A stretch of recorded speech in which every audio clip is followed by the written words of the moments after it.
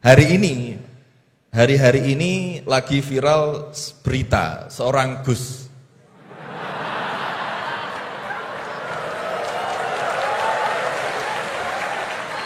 Mohon izin. Yang mungkin berceramah dengan kalimat yang kurang baik, mungkin diniatkan guyon tapi malah melukai hati orang lain. Tapi Masya Allah Gus Bahak guyon tapi tidak pernah melukai hati orang lain.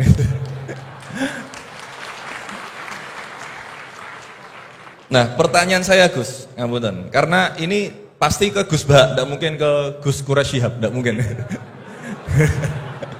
Karena pasti Gus Bahak.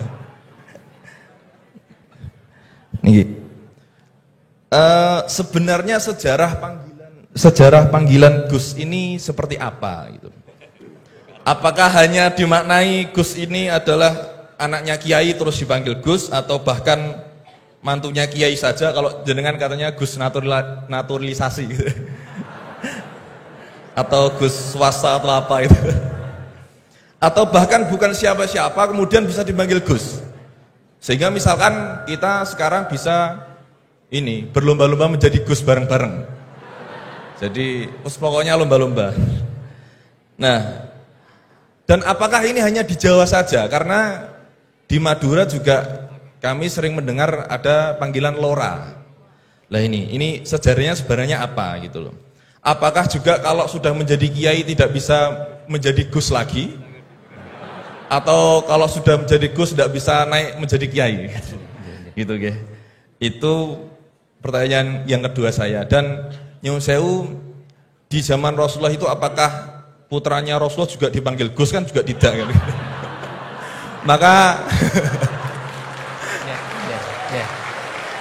Maka kalau Gus ini tidak ada di zaman Rasulullah, berarti semua Gus ini bid'ah gitu loh. Karena Gus tidak ada di zaman Rasulullah. Ngeten nggih. Nggih, jadi intinya sejarahnya dan standarisasi Gus itu apa yang orisinil gitu. Yang kalau misalkan di Indonesia ini yang Gus orisinil hanya jenengan, berarti semuanya palsuan gitu. Lah ini tentu bisa dijelaskan Gus. Ngapunten, matur suwun sangat. Wassalamualaikum warahmatullahi wabarakatuh. Waalaikumsalam warahmatullahi wabarakatuh. Dan saya belajar tafsir sampai segitunya, makanya nggak salah lah kalau saya diundang itu nggak salah.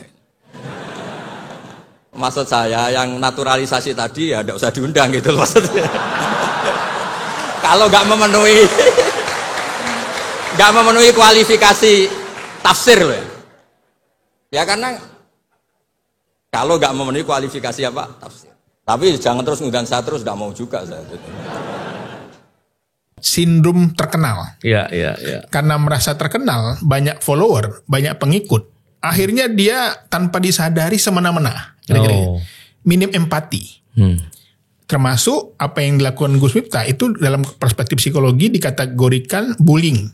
Iya. Mempermalukan orang, ya, menyakiti dengan tujuan menyakiti, merendahkan, walaupun dia tanpa menyadari. Nah, disitulah star syndrome-nya. Iya. Dia nggak merasa itu sebuah penghinaan. Karena dia merasa besar di atas. Orang kecil juga ngomong apa sih itu kan biasa, guyonan biasa. Tapi star syndrome ini banyak dialami oleh para influencer. Dan Gus Miftah ini saya kira termasuk kategori influencer. Sehingga menganggap hal-hal yang begitu tuh biasa. Karena dia merasa dengan status yang lebih tinggi.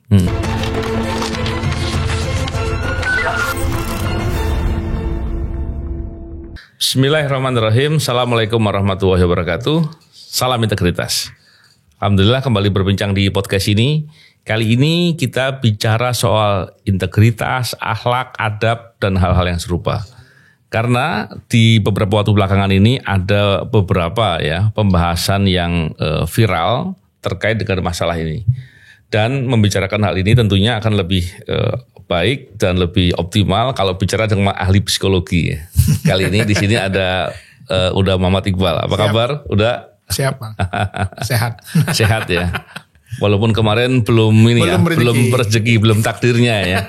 Tapi saya appreciate sekali dengan langkah yang dilakukan, kesungguhan untuk berani atau mau mengambil jalan ke sana itu luar biasa sekali. Siap. Walaupun tentunya nggak mudah ya, gak tapi mudah. Takdirnya belum ya. Semoga besok lagi ada takdir yang terbaik untuk berbuat kepentingan masyarakat ya.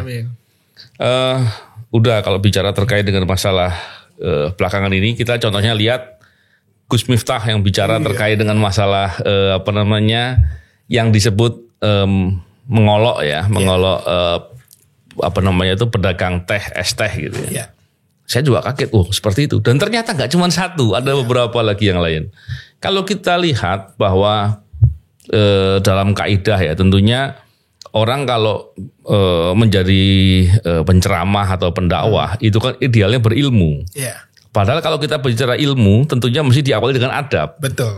Dan kalau adabnya baik, berilmu, ukurannya ilmu itu betul-betul bisa baik untuk yang bersangkutan kalau dia mengamalkan. Dan amal dari suatu kebaikan itu dilihat dari akhlak, kan begitu ya. Tapi ketika ada problem ini, kita bingung, wah ini apa yang terjadi ini?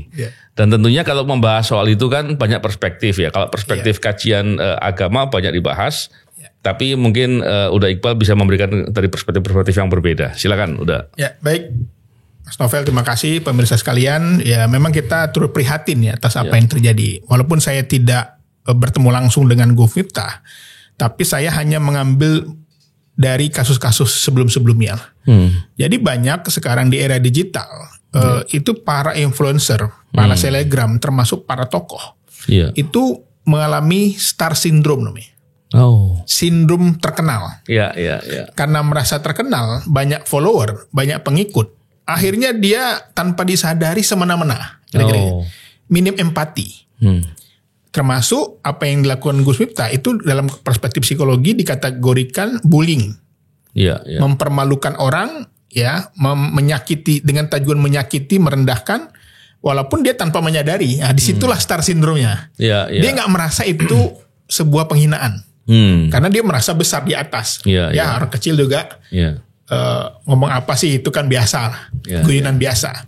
Tapi star syndrome ini banyak dialami oleh para influencer. Dan Gus Miftah ini saya kira termasuk kategori influencer. Sehingga menganggap hal-hal yang begitu tuh biasa. Karena dia merasa dengan status yang lebih tinggi. Nah, ini kan jadi pelajaran bagi kita ya. Hari ini para ustadz, para selebgram, para artis ini juga harus berhati-hati untuk tampil di hadapan publik. Karena dalam teologi psikologi ada namanya teori personality. Personality ini artinya persona, topeng. Setiap orang, kita di sini pakai topeng nih. Saya pakai kopiah, Bang Novel pakai batik, nih topeng kita. Di rumah kita mungkin lebih ancur lebur. Ini personality namanya. Personality itu ada yang terlihat, ada yang tidak terlihat. Ibarat fenomena gunung es saya kira. Kalau tampilan di luarnya sudah begitu, apalagi di dalamnya, itu dalam teori psikologi bisa jadi di dalamnya lebih parah lagi. Jadi ini adalah mungkin sekali ini Allah SWT untuk bisa mengingatkan siapa saja, menjadi iktibar kepada siapa saja para tokoh publik untuk ke depan, jangan sekali-sekali semena-mena, jangan sekali-sekali zolim ataupun tidak berempati kepada rakyat. Bukan rakyat jelata ya. Rakyat jelata istilah baru. Itu kemarin dari jubir ya. Bicara begitu. Kepada rakyat, masyarakat lah ya. Rakyat jelata kayaknya itu merendahkan lagi. Film kolosal itu. Nah itu jadi kita melihat ini fenomena bullying di hadapan publik yang dialami oleh para influencer akibat star syndrome. Kira-kira begitu. Tapi kan gini, udah kalau kita lihat bahwa orang yang biasa untuk berceramah atau berdakwah, paling enggak kan dia pendidikannya baik ya, biasanya begitu. Atau paling tidak dia punya kelebihan ilmu yang bisa dengan keilmuannya itu bisa memberikan pengaruh atau mengarahkan orang untuk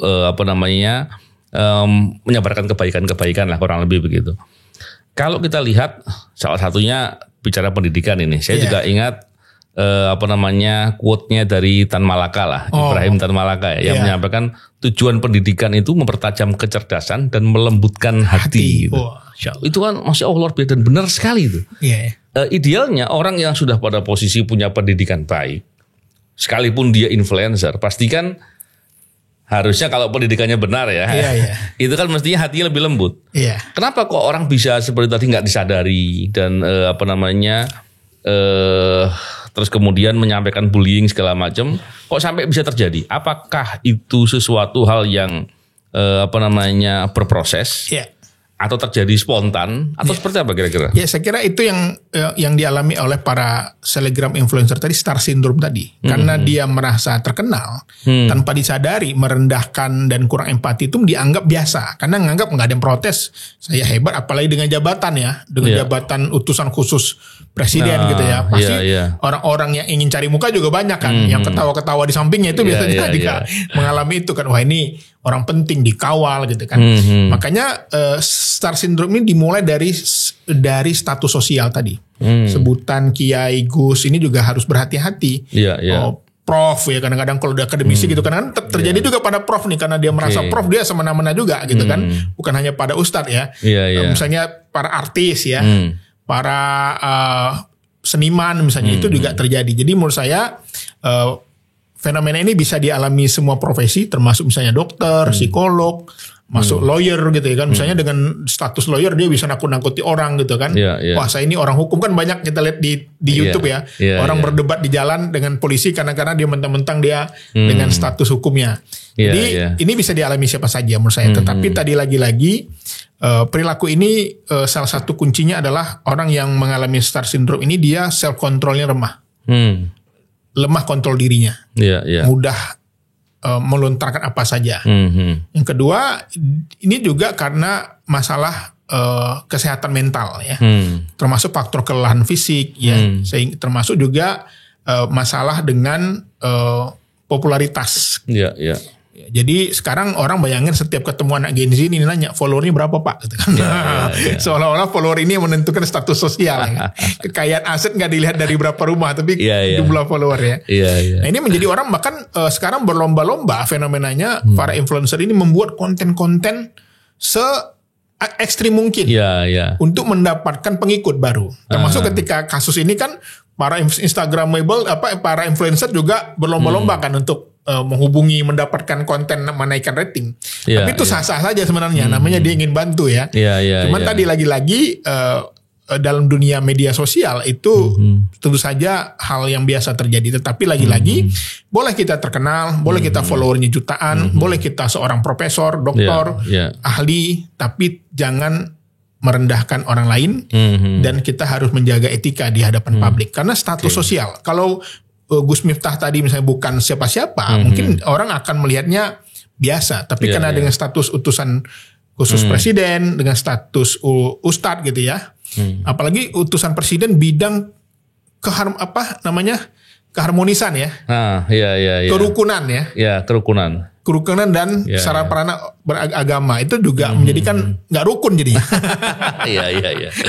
Iya benar-benar. Terus gini, kalau melihat itu sebagai fenomena star syndrome ya. Tapi faktanya orang-orang yang di sekitar situ yang jadi baik yang dampingi, yang ikut ketawa tebak-tebak tadi. Ini seperti apa? Karena kan dia mungkin bisa jadi bukan influencer juga gitu. Mungkin dia ya mungkin sebagian juga ada yang orang yang cukup terkenal, tapi kan ada yang tidak juga. Terus yang kedua, orang-orang yang menonton itu banyak yang kemudian memaklumi, menganggap itu biasa gitu. Kalau kita lihat di pembelaan di beberapa media sosial disampaikan enggak itu biasa kok, itu bercanda, ini begini. Padahal yang orang di luar melihat, wah ini parah sekali gitu kan. Dan setelah diamati ternyata banyak video lain. Contohnya dengan Bu Yati ya. Itu saya pikir waduh ini kebangetan sekali gitu. Apalagi dengan seorang perempuan, dengan orang apalagi tua dengan istri beliau juga yang dengan istrinya juga begini. Jadi saya juga kaget, kok separah itu gitu ya. Ini apa yang terjadi? Dan kalau kita lihat, bahkan kalau di negeri lain di Malaysia Perdana Menterinya pun membahas itu. Saya pikir wah ini masalahnya sangat serius. Itu bahayanya kultus tadi ya. Ketokohan seseorang itu boleh karena kultus tadi. Kultus karena sebutan Gus itu kan dianggap terhormat ya. Gak ada yang berani mengingatkan. Bahkan Gus kan manusia juga. Habib juga manusia. Kiai juga manusia. Pasti dia punya khilaf dan salah. Nah disinilah perlu rasionalitas. Dalam beragama, rasionalitas dalam berrelasi sosial. Makanya saya melihat ini fenomena gunung es. Bisa jadi ada banyak rentetan kejadian lain yang tidak terungkap. Tapi dalam kasus ini semua kita termasuk saya, Bang Novel dan semua para influencer, para masyarakat untuk mengambil hikmah bahwa kita apapun status sosial kita, mau kita tinggi mau rendah, jangan sekali-sekali kita merendahkan harkat dan martabat manusia. Karena sesungguhnya setiap orang tentu saja punya kelemahan dan kelebihan.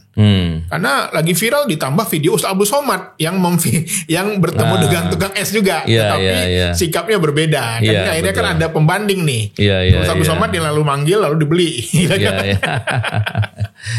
Terus kalau kita lihat begini, udah biasanya orang kalau menjadi penceramah atau menjadi influencer lah gitu ya dalam konteks umumnya itu kan sering kali apa yang dia lakukan diteladani, diikuti. Ketika dia sering melakukan itu kan berpotensi untuk ada permakluman dan kemudian bisa jadi diikuti. Ketika itu banyak terjadi, idealnya seperti apa? Atau harusnya apa yang bisa kita lakukan ini udah biar nggak sampai kemudian orang mengikuti dan permisif dengan praktek-praktek seperti itu udah. Ya, makanya dalam Islam inilah pentingnya kita saling menasihati, saling mengingatkan. Tawassobil haq wa tawassobil sabr.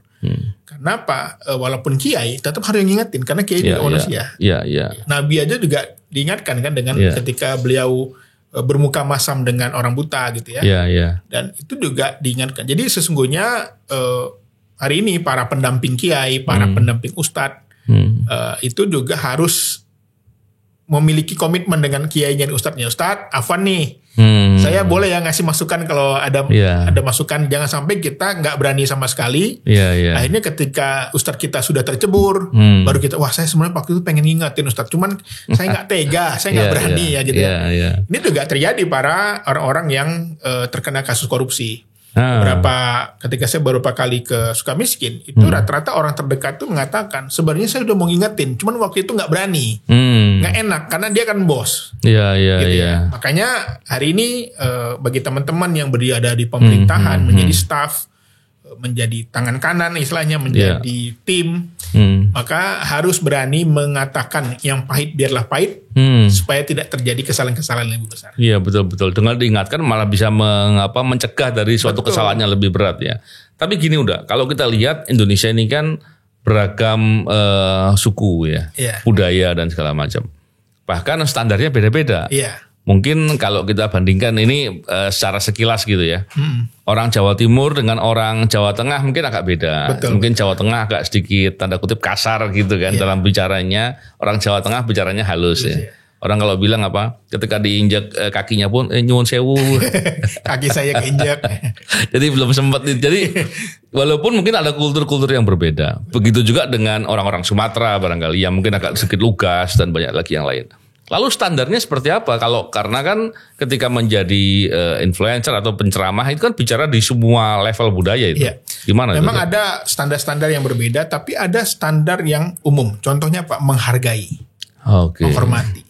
Contoh ada yang tidak standar. Contoh waktu saya ngajar taplai di Lemhanas, pemantapan nilai-nilai kebangsaan, ada mahasiswa berakting bahwa dia lagi pidato pingsan. Lalu ada teman kita dari Papua di depannya persis. Dan dia tidak menolong. Lalu teman-teman sekelasnya menjas, kamu tidak punya empati. Apa dibilang? Di kampung saya, kalau saya pegang ini perempuan, saya kena denda adat. Karena ternyata mereka punya value, tidak boleh sembarangan megang orang. Ini kan standar yang berbeda. Cara menolong tadi, tapi kalau dalam soal menghargai, menghormati itu general saya kira. Oh gitu ya, ya menarik nih udah. Ketika pola bicara nih udah, kalau kita lihat kan, saya kebetulan istri saya orang Jawa Timur, saya Jawa Tengah gitu. Awal-awal kan sempat kaget nih, jadi kita melihat orang berinteraksi agak kesannya bicaranya agak kasar gitu. Tapi kalau orang Jawa Tengah bicaranya agak lebih halus. Kadangkala ketika bicara dengan pola atau pilihan kata yang agak sedikit kasar, kan bisa jadi kemudian orang yang biasa bicara halus tadi merasa nggak dihargai juga gitu. Udah.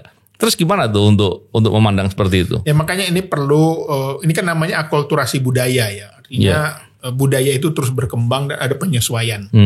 Makanya kita dengan pasangan harus bertemu di tengah. Sama-sama harus yang terlalu tinggi bisa mundur sedikit, yang mundur bisa maju dikit. Karena saya orang Minang, lahir di Medan. Istri saya orang Betawi campur Jawa Timur, lahir di Baghdad. Kata istri saya di awal nikah sering nangis diam-diam. Tapi saya nggak tahu. Rupanya apa? Karena perbedaan budaya. Contoh makan ya. Istri saya makan ya. Lauknya disisakan. Bagi kami yang orang Sumatera biasanya itu nggak suka, diambil. Padahal istri saya mau makan. Itu perbedaan budaya. Baru saya awal nikah di rumah istri saya dikasih makanannya roti yang orang Arab, makanan Arab, karena istri saya lahir di Baghdad kan 12 tahun di sana makanannya roti. Kita nasi ya kan. Nah itu beda. Tapi semuanya harus bertemu. Akhirnya kami bertemu di tengah. Sekarang istri saya suka makan rendang, sambal, saya suka makan roti. Ya memang terkait dengan ini memang perlu ada pemahaman ya. Dan sekali lagi kalau soal masalah penghargaan ini kan mestinya bersifat universal ya. Gitu ya udah ya. Jadi kalau membicara yang sifatnya mengolok-olok atau menghina itu mestinya dimanapun akan sama gitu udah ya. Begini udah. Beberapa kalau kita lihat juga ini terkait dengan fenomena terkait dengan masalah satu lagi itu Agus ya kalau nggak salah Agus, ya. Yang di NTB kalau nggak salah ya. Itu kan masyarakat kan seringkali melihat ketika ada orang yang mungkin teraniaya dan segala macam disabilitas ya. Itu kan kita melihat dia ada kekurangan dan kita lebih melihat gak mungkin ada orang begini.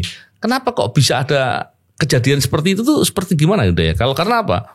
Dalam logika umum ya, kan biasanya kita melihat bahwa orang yang punya kekurangan atau keterbatasan ya fisik tentunya biasanya nggak berani untuk melakukan sampai sejauh itu. Kalau melihat dari perspektif psikologis seperti apa itu? Ya inilah memang resikonya media sosial sekarang. Sekarang orang dengan mudahnya memviralkan, memberitakan, menginformasikan tanpa cek and recheck. Padahal setahu saya memang polisi sebelum menetapkan jadi tersangka terus saja ada 2 alat bukti. Ada uji forensiknya, ada tesnya, ada itu harus kita yakini. Nah ini juga mungkin perlu komunikasi yang baik juga dari teman-teman pendamping dan kepolisian untuk bisa meyakinkan. Dan ini semuanya akan pembuktian di pengadilan. Betul. Tapi kan akhirnya lama-lama dia ngaku bahwa dia suka sudah melanggar moral gitu kan. Dan ternyata korbannya banyak. Dan korbannya banyak. Diduga korbannya. Artinya sama seperti dulu ada seorang aktivis yang mengaku wajahnya disiram air keras misalnya. Padahal rupanya operasi plastik misalnya. Karena ini begitu mudahnya kita percaya ya kan dengan suatu berita tanpa melakukan check and recheck kira-kira begitu. Iyalah. Semoga dengan banyak permasalahan-permasalahan ini publik menjadi semakin paham ya dan kemudian yang cerita tadi yang pertama bisa menjadi sarana sosial kontrol gitu ya. Yang dengan begitu pola-pola yang tidak memberikan penghargaan kepada orang lain itu bisa diingatkan, dikritik sehingga nggak diikuti oleh orang lain. Gitu. Saya kira ini buat Gus Miftah ya tetap semangat berjuang, memperbaiki diri. Saya kira semua orang ada khilaf lah. Itu buktinya Gus Miftah manusia. Betul. Nah, ada khilafnya. Tapi tadi lagi-lagi di dalam Islam kita terus saja harus gentleman ya sudah bagus minta maaf ya bahkan mengundurkan diri saya lihat ya.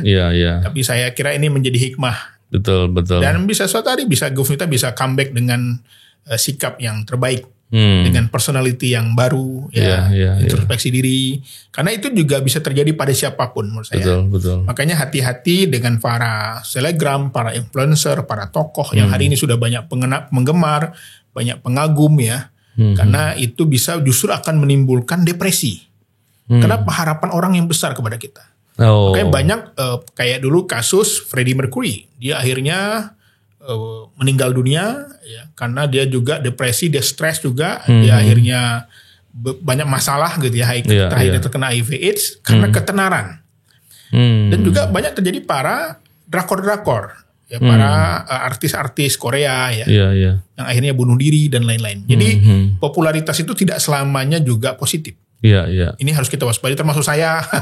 Novel kita hati-hati juga. Betul. Karena orang akan melihat kita. Gak mau ngelihat kekurangan, maunya kelebihannya aja. Nah, ini sekali juga, salah langsung dijudge ya. Betul. Ada banyak kasus para selebgram, para artis yang depresi karena tingkat harapan orang yang terlalu besar. Jadi para pemirsa sekalian bahwa kita semua manusia. Ada hilaf, ada salah, dan tentu saja tugas kita memperbaiki diri dan saling menasihati. Iya, iya, iya. Ya, terima kasih udah. Ini bincang-bincangnya menarik sekali. Tentunya kita berharap.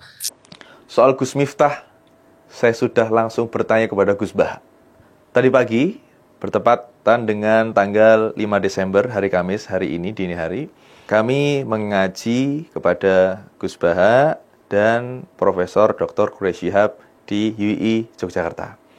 Mari kita lihat videonya. Yang kedua, buatan berat yang kedua, yang ringan. Hari-hari ini lagi viral berita seorang Gus.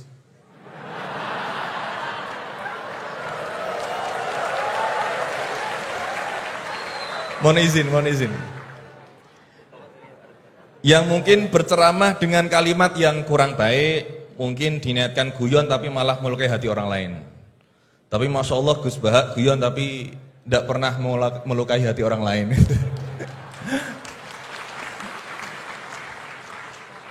Nah, pertanyaan saya Gus, ngapunten, karena ini pasti ke Gus Bah, tidak mungkin ke Gus Quraish Shihab, tidak mungkin.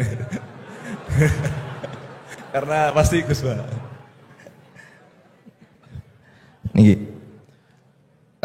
Sebenarnya sejarah panggilan Gus ini seperti apa gitu? Apakah hanya dimaknai Gus ini adalah anaknya Kiai terus dipanggil Gus, atau bahkan mantunya Kiai saja, kalau jenengan katanya Gus naturalisasi gitu. Atau Gus swasta atau apa itu. Atau bahkan bukan siapa-siapa kemudian bisa dipanggil Gus. Sehingga misalkan kita sekarang bisa berlomba-lomba menjadi Gus bareng-bareng. Jadi pokoknya lomba-lomba. Nah, dan apakah ini hanya di Jawa saja? Karena di Madura juga kami sering mendengar ada panggilan Lora. Lah ini sejarahnya sebenarnya apa gitu loh. Apakah juga kalau sudah menjadi kiai tidak bisa menjadi Gus lagi? Atau kalau sudah menjadi Gus tidak bisa naik menjadi kiai? Gitu ya. Itu pertanyaan yang kedua saya. Dan nyuwun sewu, di zaman Rasulullah itu apakah putranya Rasulullah juga dipanggil Gus? Kan juga tidak kan.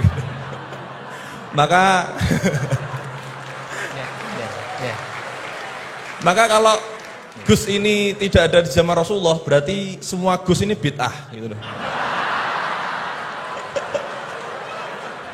Karena Gus tidak ada di zaman Rasulullah. Ngeten nggih. Nggih, jadi intinya sejarahnya dan standarisasi Gus itu apa yang orisinil gitu. Yang kalau misalkan di Indonesia ini yang Gus orisinil hanya jenengan, berarti semuanya palsuan gitu. Lah ini tentu bisa dijelaskan Gus. Ngapunten, matur suwun sangat. Wassalamualaikum warahmatullahi wabarakatuh. Waalaikumsalam warahmatullahi wabarakatuh. Baik, terima kasih Gus Maulana. Baik, mungkin lengkapnya kalian bisa melihat di YouTube-nya UI Yogyakarta. Sebenarnya saya tidak tertarik untuk membahas Gus Miftah dan penjual es teh karena sudah banyak sekali konten kreator yang membahasnya. Tentu di lain sisi Gus Miftah ada hikmahnya, penjual es teh ada hikmahnya, dan kita pun bisa mengambil ibrohnya. Nah, yang menarik adalah panggilan Gus. Sebenarnya siapa Gus itu gitu loh. Gus itu adalah sebuah panggilan kehormatan yang ditujukan bagi seseorang yang kebetulan dilahirkan oleh seorang bapak kiai yang biasanya mayoritas diadatkan oleh masyarakat Jawa Timur. Nah, kemudian lambat laun akhirnya muncullah tokoh-tokoh yang bergelar Gus seperti Gus Dur dan lain sebagainya. Sejatinya Gus itu bukan penghormatan bagi dirinya. Akan tetapi Gus itu adalah penghormatan bagi ayahnya. Panggilan bagi kita untuk memanggil beliau, Gusnya itu, sebagai rasa hormat atas jasa-jasa orang tuanya. Terkadang banyak orang-orang yang mungkin ya, dalam tanda kutip, sebagian orang-orang yang bangga dengan dirinya dipanggil Gus. Malah justru harusnya kalau dia bisa memahami, dia bisa berpikir, panggilan Gus itu justru beban untuk dirinya. Beban kenapa? Dia harus mempertahankan jasa orang tuanya. Dia harus meneruskan apa yang telah dirintis orang tuanya. Dia harus bahkan bisa dituntut lebih baik lagi untuk bisa memperbaiki citra keluarganya dan sebagainya, khususnya manfaat bagi umat Islam tentunya. Meskipun kita tahu banyak sekali Gus yang sukses, yang bagus, dan yang baik kita tiru, yang bisa kita jadikan panutan. Khususnya Gus Orisinil, Gus Baha.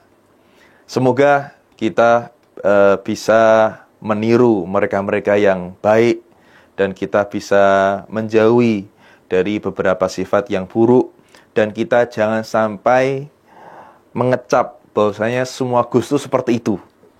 Jangan sampai punya rasa seperti itu. Kita harus bijak dalam menyikapi berbagai hal, khususnya yang viral di media sosial zaman sekarang ini. Wassalamualaikum warahmatullahi wabarakatuh.